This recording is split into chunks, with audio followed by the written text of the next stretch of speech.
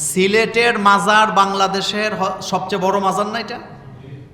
হযরত শাহজালাল, শাহপরাণ রহমতুল্লাহ আলাইদের মাজার সবচেয়ে বড় মাজার। লক্ষ লক্ষ লোকেরা সেখানে কোটি কোটি টাকা পয়সা দেয়।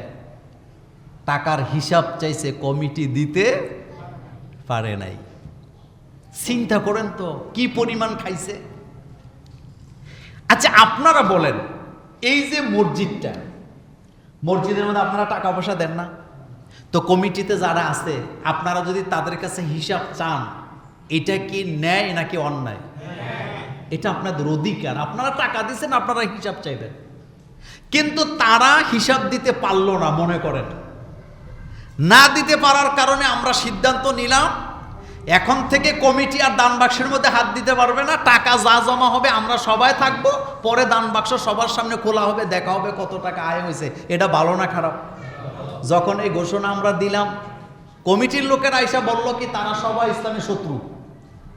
সবাই ইসলামের কি শত্রু? কেন? দান বাক্স, মসজিদের দান বাক্স তারা কন্ট্রোল করতে চায়। আচ্ছা বলেন তো, তারা যে মসজিদের টাকা মাইরা খাইলো, তারা ইসলামের শত্রু না আমরা শত্রু? এই সেম কাহিনীটা শাহজালাল রহমতুল্লাহ আলাইহির মাজারে করছে। টাকার হিসাব চাইছে, দিতে পারে না। যুগ যুগ ধরে বস্তা বস্তা টাকা খাইছে।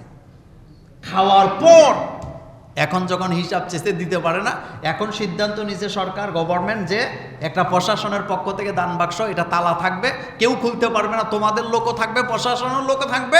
মাস শেষে খোলা হবে, কত টাকা আয় হয়, ব্যয় হয়, কোন জায়গায় টাকাটা খরচ করা হয়, এটা জানানো হবে। এখন কয় তারা আল্লাহর ওলিদের শত্রু।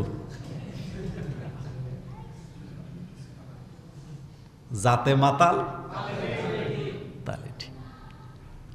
আমি গত বছর বোধহয় আমি আমার ড্রাইভার পিএসকে নিয়ে গেলাম আপনার ওই যে বাইজিদ বোস্তামির মাজারে। তো যাওয়ার পরে মাজার তো উপরে, নিচে আবার মসজিদ আছে, তার নিচে পুকুর আছে, পুকুরের মধ্যে কচ্ছপ আছে। তো পেছনে যখন গেলাম, যাওয়ার পরে দিকে একটা গাছের মধ্যে অনেকগুলো সুতা বাইতে রাখছে, হাজার হাজার সুতা। দুইটা খাদেম বসে আছে। লোকদেরকে দেখলেই বলে কি আনছেন এখানে দেন, মান্নতের জিনিসগুলো এখানে দেন। তা আমাকে দেখার পরে দুইজন বসা, একজন আমারে চিনছে, আরেকজন চিনে নাই। তো যেটা চিনে না সেটা কয় কি আনছেন এখানে দেন, এখানে দেন। হেডা গুতায় কয় চুপ কর চুপ কর চুপ কর। আমি তখন বললাম তোমাদেরকে কি দেব? তো যেটা চিনছে এটা কয় না হুজুর আপনি যান, কোনো সমস্যা নাই, আপনি যান।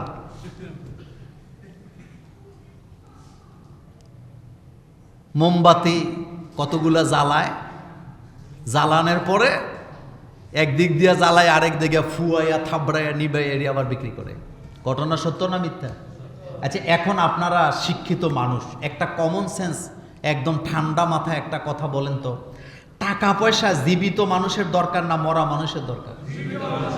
টাকা পয়সা কবরওয়ালাদের দরকার না পৃথিবীতে যারা অবস্থান করে তাদের দরকার? হযরত শাহজালাল, শাহপরাণ সহ যত আল্লাহর ওলিরা কবরে আছেন, তাদের টাকা পয়সার কোনো দরকার আসেনি? কথা বলেন, দরকার আসেনি? কিন্তু রাস্তায় যে একটা ভিক্ষুক পড়ে আছে, যার হাত নাই, পা নাই, চলতে পারে না, খাইতে পারে না, তার টাকা পয়সার দরকার আসেনি? তো টাকাকে আপনি তারে দেওয়া উচিত না ওখানে দেওয়া উচিত? চট্টগ্রাম পার হইয়া আপনার পটিয়ার আগে একটা মাজার আছে।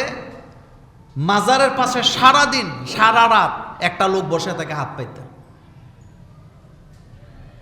এবং আপনি দেখবেন প্রত্যেকটা মাজারের লোকগুলা ধনী, গাড়ি বাড়ির কোনো অভাব নাই, কিন্তু তারা কোনো কাজকর্ম করে না। এটা একটা ব্যবসা। বলেন এটা কি ব্যবসা? এখন কালকে বলতেছে যারা এখানে দান বাক্স স্থাপন করছে তারা আল্লাহর ওলিদের শত্রু। তো তারা আল্লাহর ওলিদের শত্রু হইল কেমনে? তুমি আল্লাহর ওলিকে নিয়ে ব্যবসা করতেছো, তুমি শত্রু না? এই কাজগুলা যোগে যোগে আমাদের দেশে কি চলতেছে। আল্লাহ পাক যেন এই সমাজকে বেদাত থেকে মুক্ত করেন, আমরা বলি আমিন। খেলোয়াড়দের জার্সি পরে নামাজ পড়লে নামাজ হবে কিনা? খেলোয়াড়ের জার্সি এটা একটা কেয়ামত যাইতেছে এখন আমাদের সব বাংলাদেশে, তাই বাংলাদেশ না সারা পৃথিবীতে একটা কেয়ামত।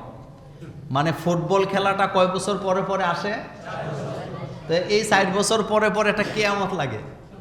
এই কেয়ামত হলো জার্সির, এই কেয়ামত হইলো আপনার কি বলে পতাকার। পতাকা লাগাইতে যেয়ে দেখলাম মারা গেছে না? উম্মাদ হওয়া ভালো, তবে এত উম্মাদ হওয়া ভালো না। পাগল হওয়া ভালো, কিন্তু এত পাগল হওয়া কি না ভালো না। কোনো কিছুতে যেন আমাদের নেশায় না পায়। খেলোয়াড়দের জার্সি পরে নামাজ হবে কি হবে না সেই ফতুয়ার আগে সিদ্ধান্ত নেন। আপনি কাজগুলো করতেছেন নাকি, আপনি কি করতেছেন, কি অপচয়টা আপনি করছেন, এটি হলো কথা। 2 নম্বর কথা হলো জার্সি পরে নামাজ পড়লে নামাজ হয়ে যাবে। জার্সিতে যদি খেলোয়াড়ের ছবি থাকে তাইলে হবে, এটা যেন না হয়। নর্মালি কোনো জার্সি যেটাতে ছবি টবি থাকে না, ওইটা পরে নামাজ পড়লে নামাজ কি হয়ে যাবে, ফরজ আদায় হয়ে যাবে। তবে এটা ভালো দেখায় না। এটা কি দেখায় না? ভালো দেখায় না। আপনি পোশাক, আচ্ছা বলেন তো, আমি এখন পাঞ্জাবি পরে আসি না, কথা কন না? তা আমি এই মানুষটা, আমি যদি প্যান্ট শার্ট পরে এখানে বসি, এখন আমার কথাগুলো যতটা মনোযোগ দিয়ে আবেগে শুনতেছেন, আমি মোল্লা নাজিমি যদি প্যান্ট শার্ট পরে এখানে বসে এই বক্তৃতাগুলি দেই, আপনাদের কাছে ভালো লাগবে?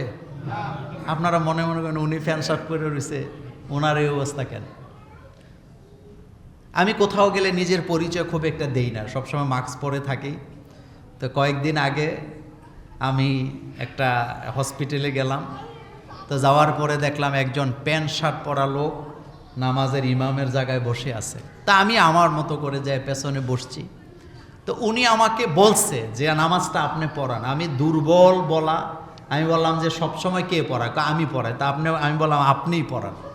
সবসময় যিনি ইমামতি যে জায়গা করেন তিনি করাটাই কি উত্তম বা সুন্নাহ এটা। এখন উনি নামাজ পড়াইছে, তো যে হসপিটালের সবচেয়ে বড় ডাক্তার যিনি, আমি ওনার কাছেই গেছি, উনিও আবার এখানে নামাজে ছিলেন, উনিও আমার চিনে নেই। যখন আমি ওনার সামনে গেছি, এখন ওনার চেম্বারে যারা ছিল সবাই কয় ইন্না লিল্লাহ, হুজুর আপনি সেখানে ছিলেন, আমরা তো আপনারই চিনি নাই, তাহলে তো আপনার পিছনে আজকে নামাজ পড়তাম। কোথাও গেলে নিজে নিজে নিজের পরিচয় দিবেন না, এটা নর্মালভাবে থাকার চেষ্টা কি করবেন। আপনি জুমুরের মেম্বার, এক জায়গায় গেছেন, যাইয়া বাপসাপ লইয়া আমি মেম্বার, তো এগুলো কি দরকার আছে নাকি? কোনো দরকার নেই। আপনি আপনার মতো করে চলবেন। আমি মোল্লা নাজিম একেবারে সত্য কথা, আল্লাহি আমি কোথাও নিজের পরিচয় দিতে চাই না, যতক্ষণ পর্যন্ত চেষ্টা করি পারি চুপচাপ থাকতে। আমি দেখছি অন্য অন্য আলেমরা অনায়াসে বলে আমি অমক, ধরেন একটা কার্ড রাখেন, আমার জীবনে কোনো কার্ডই নেই। আমার কাছে কেউ কার্ড চাইলে আমি হাসি দিই যে কার্ড তো আমার কাছে নেই। কারণ আমাদের মূল পরিচয় হলো আমরা মুসলিম, আমরা মুহাম্মদ সাল্লাল্লাহু আলাইহি ওয়াসাল্লামের, এর চাইতে বড় পরিচয় আর কিছু আসেনি, নেই। তো যাই হোক, জার্সি পরে নামাজ পড়লে নামাজ হবে, কিন্তু এটা কি সুন্দর দেখায়? অবশ্যই দেখায় না। ফুটবল খেলার মুসলিম দেশকে সাপোর্ট না করে ইহুদি দেশকে সাপোর্ট করলে কি ইমান চলে যাবে? খেলার সাথে ইমানের কোনো কি নাই, সম্পর্ক নাই। একটা কথা বলি শুনেন, হাদিস বারবার শোনার পরে এই প্রশ্ন কেন আসে? যার সাথে যার মহব্বত তার সাথে তার, আচ্ছা খেলা কি সওয়াবের কাজ? কথা আসতে কইছেন, খেলা কি সওয়াবের কাজ? খেললে কি আখেরাতে কোনো লাভ হইব না। কিছু কিছু খেলা রাসূল সাল্লাল্লাহু আলাইহি ওয়াসাল্লাম জায়েজ বলছে, সেগুলা শরীর চর্চার জন্য, যেমন তীর মারা, যুদ্ধে আপনার অভিজ্ঞতা অর্জন করা, দক্ষ হওয়ার জন্য কি লাগে? তীর মারা লাগে। রাসূল সাল্লাল্লাহু আলাইহি ওয়াসাল্লাম এটা করতে বলেছেন। স্বাস্থ্য ভালো রাখার জন্য দৌড় দেয়া, এটা রাসূল সাল্লাল্লাহু আলাইহি ওয়াসাল্লাম করতেন। যত ব্যায়াম আছে এগুলা রাসূল সাল্লাল্লাহু আলাইহি ওয়াসাল্লাম করতেন। কিন্তু যেই খেলাতে জুয়া, অশ্লীলতা হয়, ওই খেলা মুসলমানের জন্য কি নাই? জায়েজ নাই। এই যে খেলা বিশ্বকাপ চলে, এইটার আয়োজনকে কেন্দ্র করে মদের ব্যবসা ভালো চলে না খারাপ চলে? শুধু মদ না, আরো কত ব্যবসা চলে, কত ব্যবসা চলে। সুতরাং এগুলোর সাথে মুসলমানের কি নাই? কোনো সম্পর্ক নাই। আরেকটা কথা বলি, আমি মুসলিম হিসাবে সব সময় সব জায়গাতে জেনেই থাকি না কেন, আমার অন্তরে কার জন্য টান থাকা উচিত বলেন? মুসলমানের জন্য। কার জন্য? স্বাভাবিক, এটা স্বাভাবিক ব্যাপার। এটা যেখানে থাকি, দুনিয়ার যেই প্রান্তেই যাই না কেন, যখনই আমি শুনবো সে মুসলিম, আমার হৃদয়টা তখন তার দিকে একটা আলাদা টান থাকবে না? কারণ সে আমার ভাই, সে আমার ভাই। এই জন্য বলবো যে আলহামদুলিল্লাহ এবছর তো অনেকগুলা মুসলিম দেশেই কি করতেছে, অংশগ্রহণ করছে। আমি কিন্তু এই কথা বলতেছি না যে খেলা দেখবেন, খেলাকে সাপোর্ট করবেন না, এটা আমি বলি নাই। আমি যেটা বুঝাইতে চাইলাম, আমাদের সাপোর্ট, আমাদের ভালোবাসা সবসময় মুমিনের জন্য। বলেন কার জন্য? মান আহাব্বা লিল্লাহ ও আবগাদা লিল্লাহ ও আতা লিল্লাহ ও মানা লিল্লাহ ফাকাদ ইস্তাকমালাল ঈমান। আমাদের ভালোবাসা কার জন্য? আমাদের ঘৃণা কার জন্য? দেওয়া না দেওয়াটা কার জন্য? আল্লাহর জন্য। সংসদে মাথা নুয়ে প্রবেশের নিয়ম বাতিল করা হলো, এই সিদ্ধান্তকে কিভাবে দেখেন? এটা সর্বপ্রথম প্রস্তাব দিয়ে গেছেন আমাদের কোরআনের পাখি আল্লামা দেলোয়ার হোসেন সাইদি রহমতুল্লাহ আলাই। এটা আপনাদের মনে আছে? মানে স্পিকার সাহেব উপরে বসে থাকে, সংসদ সদস্যরা যখন গেট দিয়ে ঢুকে তখন তারা এরকম ঝুইকা ঢুকে। আমি তো আর সংসদে যাই নাই, যতটুকু শুনছি জানছি সেটাই বললাম। তখন আল্লামা সাইদি সাহেব যখন সর্বপ্রথম সংসদ সদস্য হন, তিনি যখন এটা দেখলেন তখন তিনি স্পিকারকে আপত্তি জানালেন যে কোনো মুসলিম আল্লাহ ছাড়া কারো সামনে মাথা নত করতে পারে না। হযরত খালিদ বিন ওলীদ রাদিয়াল্লাহু তাআলা আনহুকে অমুসলিমরা দাওয়াত দিছিলেন, তো তারা চালাকি করে গেটটা একটু নিচা বানাইছে। কি বানাইছে? নিচা বানাইছে, যাতে মাথাটা ঝুইকা যাওয়া লাগে। হযরত খালিদ বিন ওলীদ এটা টের পাইলেন যে এটা গেটটা কি এমনভাবে বানানো হয়েছে যে গেটটা আমার মাথায় লাগবে। তিনি গেটের কাছে গেলেন, তরবারির উল্টা পিঠ দিয়ে এত জোরে আঘাত দিছে, গেট ভাঙ্গা চুরমার। তারা জিজ্ঞেস করলেন, আপনার জন্য গেট বানাইলাম, আপনি ভাঙ্গা ঢুকলেন? তিনি নির্দ্বিধায় জবাব দিলেন, কোন মুসলিম আল্লাহ ছাড়া কারো সামনে মাথা নত করে না। সুবহানাল্লাহ, সুবহানাল্লাহ।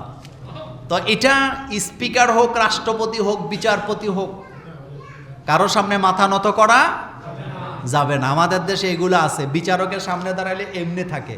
এটা একটা শিরকি আকীদা, এটা একটা শিরকি আকীদা।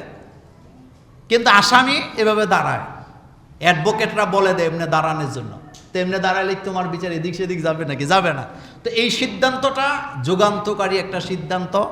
এবং বর্তমানে যারা সংসদে স্পিকার আছেন, আমার কাছে তাদেরকে নিরপেক্ষই মনে হয় এখন পর্যন্ত। তারা খুব ভালো ভূমিকা রাখছেন, তারা খুব ভালো চালাচ্ছেন। আমরা দোয়া করি সবাই যেন মিলেমিশে দেশটাকে আগায় নিতে পারি এবং দেশটাকে যেন আল্লাহ শিরিক মুক্ত করেন, আমরা বলি আমিন। সম্প্রতি বিভিন্ন এলাকায় মাদক ব্যবসায়ীদেরকে গণপিটুনি দিয়ে এলাকা ছাড়তে বাধ্য করছেন, ইসলাম এ ব্যাপারে কি বলে? দেশে আইনের শাসন এটা একটা গুরুত্বপূর্ণ বিষয়। মদ, জুয়া, গাঁজা এগুলা হালাল না হারাম? জোরে কর না। সমাজে যতগুলা অপরাধ হয় 90% অপরাধের সাথে নেশা জড়িত। কি জড়িত? নেশা জড়িত। আর নেশায় যাকে পায়, মা চিনেনি, বাপ চিনেনি, ভাই বোন চিনেনি না। নেশা বড় খারাপ জিনিস। এই জন্য নিজেদের সন্তানগুলোর দিকে নজর দেন, সিরিয়াস হন, সমাজের ছেলেদেরকে বাঁচান। আজকে আপনার সমাজে অন্যের ছেলেটা নেশা করে, আপনি জানেন, কিছু বলেন না, আপনি নিশ্চিত থাকেন আপনার ছেলে অথবা আপনার নাতিপুতিরা এটা ধরবে একদিন। কথা জবাব আইল না কেন? কথা জোরে বলেন। আপনি মুছে তেল দেন যে উমুকের পুত নেশা করে, আমার কি? আপনার নাতি ধরবে, আপনার ঘরে ঢুকবে, আপনি টেরও পাবেন না। এজন্য রাষ্ট্রে এইসব ব্যাপারগুলোতে ছাড় দেওয়া উচিত না। ঢাকাতে দেখলাম পুলিশ পর্যন্ত কোপাইছে নেশাখোর, পুলিশে মার দিছে না? কারণ তার কাছে তো কোনো ভয় ডর কিছুই নেই, তার নেশা লাগবে। তার কি লাগবে? মাদক লাগবে। একদিনে হয় নাই। মাদক সেবনকারীরা এমন পর্যায়ে চলে যায়, তার কোনো ভালো মন্দ বিচার করার যোগ্যতা থাকে না, অনুশোচনা তার মধ্যে থাকে না। এই জন্য নিজের এলাকা সহ সব এলাকাকে কন্ট্রোল করেন, প্রয়োজনে আইনশৃঙ্খলা বাহিনীকে খবর দিবেন। আল্লাহ যেন আমাদেরকে হেফাজত করেন, আমরা বলি আমিন। বাইতুল মুকাররমের বর্তমানে যিনি খতিব মাওলানা আব্দুল মালেক সাহেব, ওনার ব্যাপারে অনেক আলেম বলেন উনি হক, আবার কিছু আলেম বলেন উনি হক না।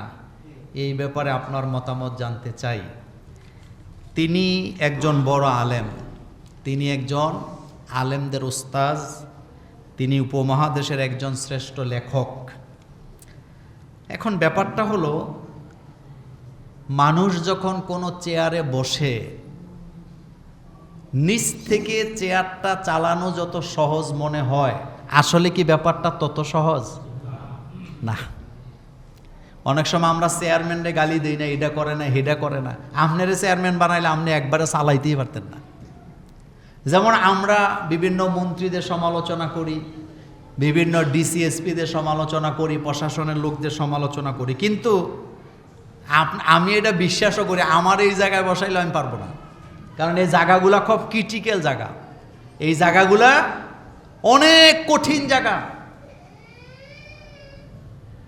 তিনি যেই জায়গায় বসে আছেন, তিনার ডাইনে বামে সামনে পেছনে অনেক বাধা বিপত্তি আছে নাকি নাই?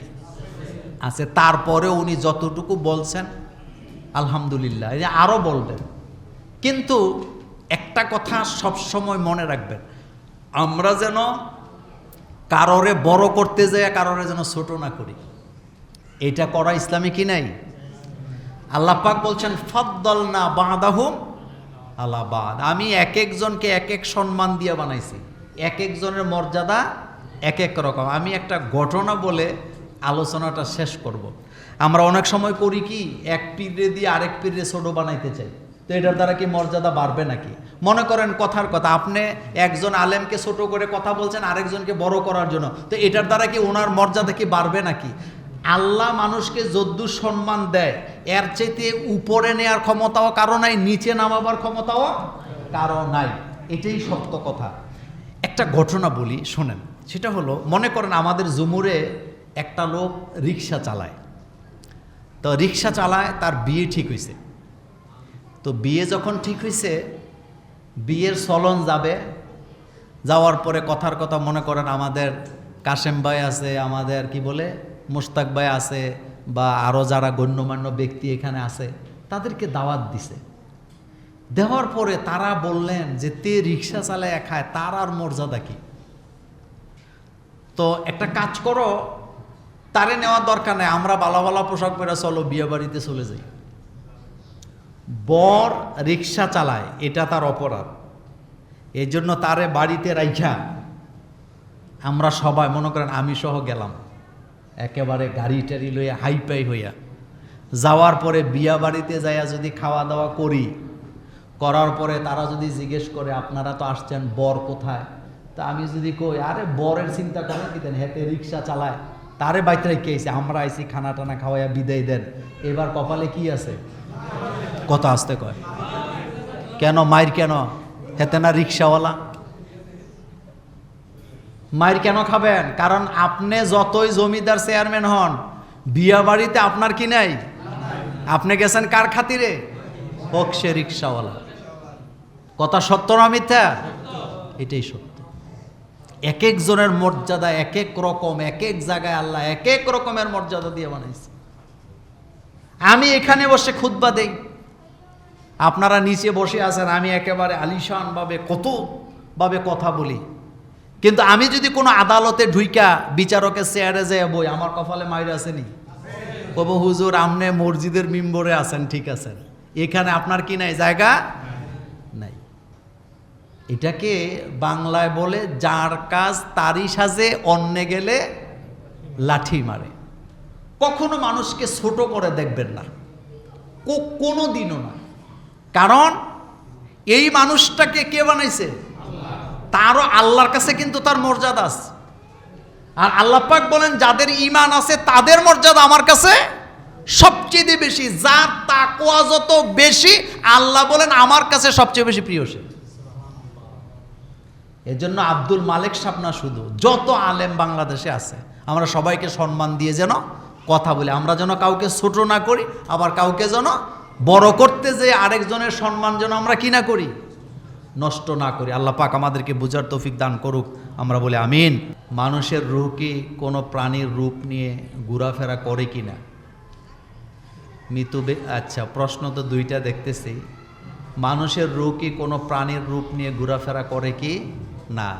এরকমের আকীদা আমাদের সমাজে অনেকের কি আছে। আচ্ছা, আপনারা বলেন তো, আল্লাহর সৃষ্টি জগতের মধ্যে সম্মানিত কারা? মানুষ, আদম সন্তান। বলেন কারা? কাদ কাররামনা বানি আদম। আল্লাহ পাক বলছে আমি আদম সন্তানদেরকে সম্মানিত করছি। কতটা সম্মান দিছি? তারা জলে এবং স্থলে চলতে পারে, আকাশেও চলতে পারে। তারা যা করতে পারে অন্য কেউ সেটা করতে পারে না। আচ্ছা বলেন তো, পৃথিবীতে জিন আছে না নাই?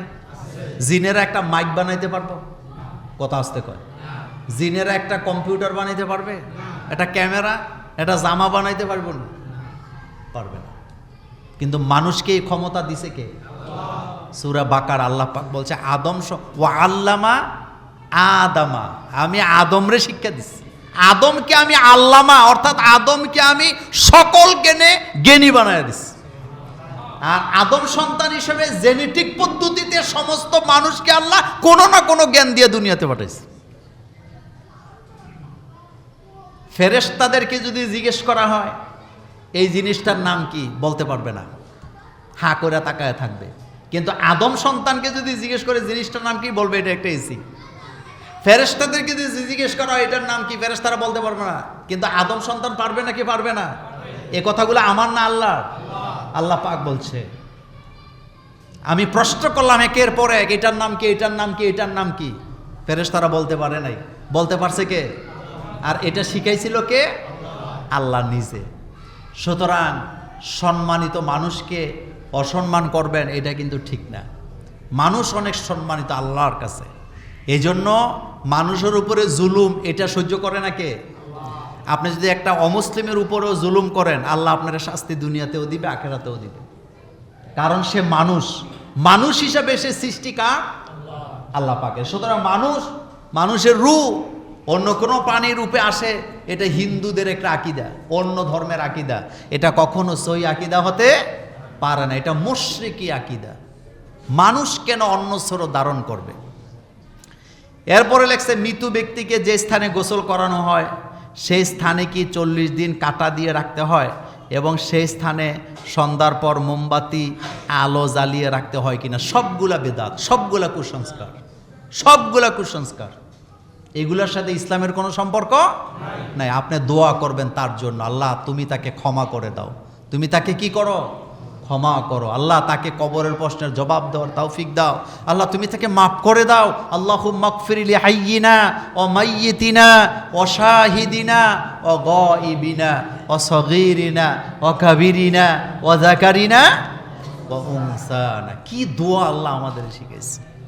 সুতরাং এগুলা সবই কুসংস্কার, কিছুই লাগবে না। আমরা দোয়া করি আল্লাহ রাব্বুল আলামিন যেন আমাদেরকে সহি ইসলাম মানার তৌফিক দান করেন। আমরা বলি আমিন। তো বলছিলাম রোজার কথা। রাসূল সাল্লাল্লাহু আলাইহি ওয়াসাল্লাম বলেছেন রমজানের পরেই কোন রোজা? আশুরার রোজা। আশুরার রোজা রাখবেন কয়টা? 2টা। কয় তারিখ কয় তারিখ বললাম? 9, 10 এবং আজকে যে মা বোনদেরকে জানায় দিবেন 10 তারিখ, 11 তারিখ অথবা 9 তারিখ, 10 তারিখ 2টা রোজা রাখার জন্য আমাদেরকে হুজুর বলে দিয়েছেন। আল্লাহ পাক যেন আমাদেরকে কবুল করেন। আমরা বলি আমিন। এখন আসেন, এই মহররম মাসে অনেকে অনেক কিছু করে না, তার ভিতরে একটা হলো বিয়া শাদী বন্ধ। মহররম মাসে বিয়া শাদী কি? এটা কুসংস্কার। মুসলমান যাদের ঈমান আছে যে কোনো সময় তারা বিয়ে করতে পারে। কিছু কিছু লোক এই মাসে স্ত্রীর কাছে যায় না, এটা আমরা ইয়াতে পড়ছি বিভিন্ন কিতাবের ব্যাখ্যায়।